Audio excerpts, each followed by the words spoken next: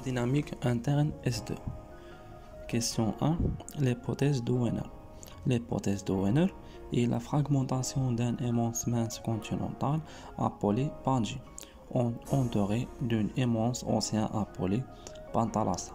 Les arguments des hypothèses de Wiener: arguments topographiques, arguments géologiques, arguments paléontologiques ou arguments climatiques. Les roches de montant: granit, gneiss, basalte, gabbro. Elles s'appellent péridotite. Les roches de croûte océanique: on a basalte, elle la trouve dans la surface, elle s'appelle les roches volcaniques. On a gabbro, elle s'appelle les roches plutoniques. Lithosphère est constituée par la croûte plus la partie supérieure du manteau. Elle s'appelle la partie du manteau lithosphérique. Lithosphère est une enveloppe rigide de globe terrestre découpée en certaines plaques qui est bougeant par rapport aux autres glissants. La théorie des dérivés de contenants: l'auteur c'est Wiener, la date d'émission c'est 1912. En quoi constituée de cette théorie? Cette théorie est constituée par fragmentation d'une immense masse continentale. Les points faibles de cette théorie est la connaissance du moteur de la dérivée. L'hypothèse d'Oez.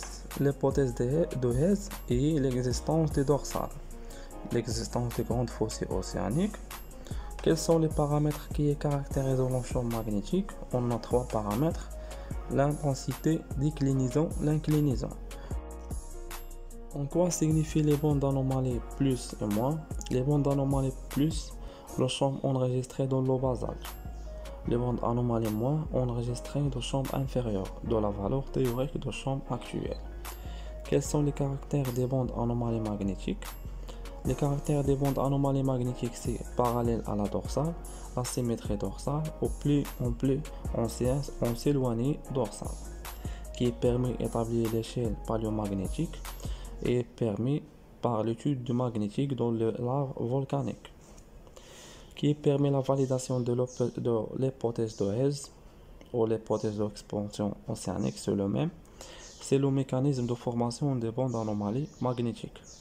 Les caractéristiques d'un point chaud: on a trois caractéristiques: c'est la formation d'un volcan aligné, l'âge de formation volcanique, le sens de déplacement. Les causes de l'activité volcanique, c'est déplacement les plaques lithosphériques. Les preuves sédimentologie: l'anomalie magnétique, l'âge et nature des sédiments, les volcanismes des points chauds, la géodésie spatiale. L'origine du champ magnétique terrestre, c'est le noyau externe. Les époques de l'échelle magnétostratigraphie, c'est Brunsch, Matoyama, Gauss, Gelbert. Les types de convergents: on a convergent océan avec continental, convergent océan, convergent continental. Les sismes et la tectonique des plaques. Les types de sismes: on a trois types de sismes: les sismes superficiels, les sismes intermédiaires ou les sismes profondeurs. Les volcanismes se trouvent dans les zones de rift, les zones de subduction, dans les points chauds. Les magmas plus les roches magmatiques. Un magma est un pain nature silicatée en fusion pouvant contenir des cristaux et des fragments de roches. Les caractéristiques du magma: la composition silicatée, la température y est très élevée. La composition chimique: magma riche en silice et pauvre en fer et magnésium. La densité de corps est le rapport de masse volcanique plus la masse volcanique de l'eau. La marche continentale passive, c'est les zones d'abduction, elle s'appelle sédiments. La chaîne de subduction formation d'un cordillère هو عبارة عن سلسلة جبلية. La chaîne de subduction formation d'un lac insulaire هو عبارة عن سلسلة جبلية. Les chaînes de montagne à la tectonique des plaques: on a le chaîne de marche et le chaîne intracontinental. Le chaîne de marche et le contient le chaîne de subduction, les chaînes d'obduction et les chaînes de collision. L'orogenèse. L'orogenèse, c'est l'étape de formation de montagnes. Le relief, c'est l'ensemble de superficiel de terrain. Le type de volcan, on a un volcan effusif, un volcan mixte, un volcan explosif et extrosif. La sismologie. La sismologie, c'est la science qui étudie la structure de la Terre en observant les ondes de choc provoquées par les sismes. Les types de magma, on a deux types de magma acide et magma basique. Magma acide, on a deux types. Quand le magma est refroidissement rapide, on a la rhyolite. Et quand le magma acide est refroidissement lent, on a le granit. Le magma basique, quand le magma est refroidissement lent, on a le gabbro. Quand le magma est refroidissement rapide, on a le basalte. Les types des roches, on a trois types, les roches magmatiques et les roches métamorphiques et les roches sédimentaires. Les résultats de géodynamique et existence de dynamique lithosphérique à la surface du globe. La théorie de la tectonique des plaques permet explication des grands événements géologiques comme la sisme, les volcanismes, etc. Pour calculer l'expansion océanique, on a travaillé sur une équation de D sur T fois 2. D sur T fois 2, ça veut dire la distance sur le temps multiplié par 2. Dynamique interne S2. Question 1. L'hypothèse de Wiener. L'hypothèse de Wiener est la fragmentation d'un immense mince continental appelé Pangaea, entouré d'un immense océan appelé Pantalassa. Les arguments des hypothèses de Wiener: arguments topographiques, arguments géologiques, arguments paléontologiques ou arguments climatiques. Les roches de montant: granit, gneiss, basalte, gabbro. Elles s'appellent péridotite. Les roches de croûte océanique, on a basalte, elle la trouve dans la surface, elle s'appelle les roches volcaniques. On a gabbro, elle s'appelle les roches plutoniques. Lithosphère. Lithosphère est constituée par la croûte plus la partie supérieure du menton. Elle s'appelle la partie du menton lithosphérique. Lithosphère est une enveloppe rigide du globe terrestre découpée en certaines plaques qui est bougeante par rapport aux autres glaçons. La théorie des dérivés des continents. L'auteur c'est Wiener. La date d'émission c'est 1912. En quoi constituée de cette théorie? Cette théorie est constituée par fragmentation d'un immense mince continental. Les points faibles de cette théorie est la connaissance du moteur de la dérivée. L'hypothèse d'Oez. L'hypothèse d'Oez est l'existence des dorsales, l'existence des grandes fossés océaniques. Quels sont les paramètres qui caractérisent le champ magnétique? On a trois paramètres: l'intensité, déclinaison, l'inclinaison. En quoi signifient les bandes d'anomalies plus et moins?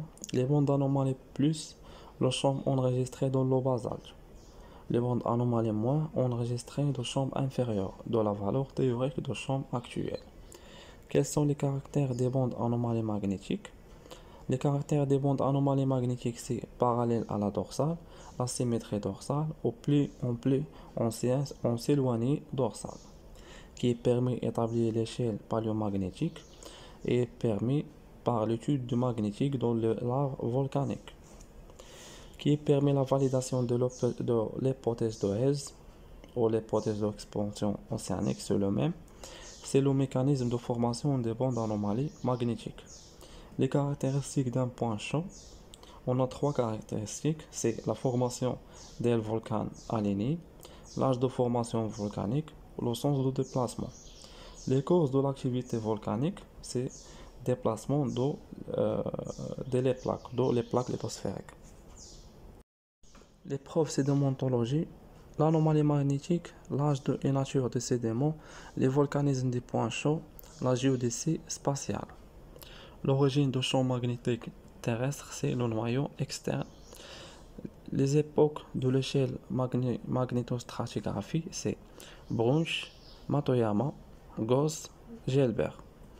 Les types de convergents, on a convergent océan avec continental, convergent océan, convergent continental. Les sismes et la tectonique des plaques. Les types de sismes, on a trois types de sismes, les sismes superficiels, les sismes intermédiaires ou les sismes profondeur. Les volcanismes se trouvent dans les zones de rift, les zones de subduction, dans les points chauds. Les magmas plus les roches magmatiques. Un magma est un pain nature silicatée en fusion pouvant contenir des cristaux et des fragments de roches. Les caractéristiques du magma, la composition silicatée, la température y est très élevée. La composition chimique, magma riche en silice et pauvre en fer et magnésium. La densité de corps et le rapport de masse volcanique plus la masse volcanique de l'eau. La marche continentale passive, c'est les zones d'obduction, elle s'appelle sédiments. La chaîne de subduction formation d'un cordillère هو عبارة عن سلسلة جبلية. La chaîne de subduction formation d'un lac insulaire هو عبارة عن سلسلة جبلية. Les chaînes de montagne à la tectonique des plaques, on a le chaîne de marge et le chaîne intracontinental. Le chaîne de marge et le contient le chaîne de subduction, les chaînes d'obduction et le chaîne de collision. L'orogenèse, c'est l'étape de formation de montagnes. Le relief, c'est l'ensemble de superficiel de terrain. Le type de volcan, on a un volcan effusif, un volcan mixte, un volcan explosif et extrosif. La sismologie, c'est la science qui étudie la structure de la Terre en observant les ondes de choc provoquées par les sismes. Les types de magma, on a deux types de magma acide et magma basique. Magma acide, on a deux types. Quand le magma est refroidissement rapide, on a la rhyolite. Et quand le magma acide est refroidissement lent, on a le granit. Le magma basique, quand le magma est refroidissement lent, on a le gabbro. Quand le magma est refroidissement rapide, on a le basalte. Les types des roches, on a trois types, les roches magmatiques et les roches métamorphiques et les roches sédimentaires. Les résultats de géodynamique et existence de dynamique lithosphérique à la surface du globe. La théorie de la tectonique des plaques permet explication des grands événements géologiques comme la sisme, les volcanismes, etc. Pour calculer l'expansion océanique, on a travaillé sur une équation de D sur T fois 2. D sur T fois 2, ça veut dire la distance sur le temps multiplié par 2.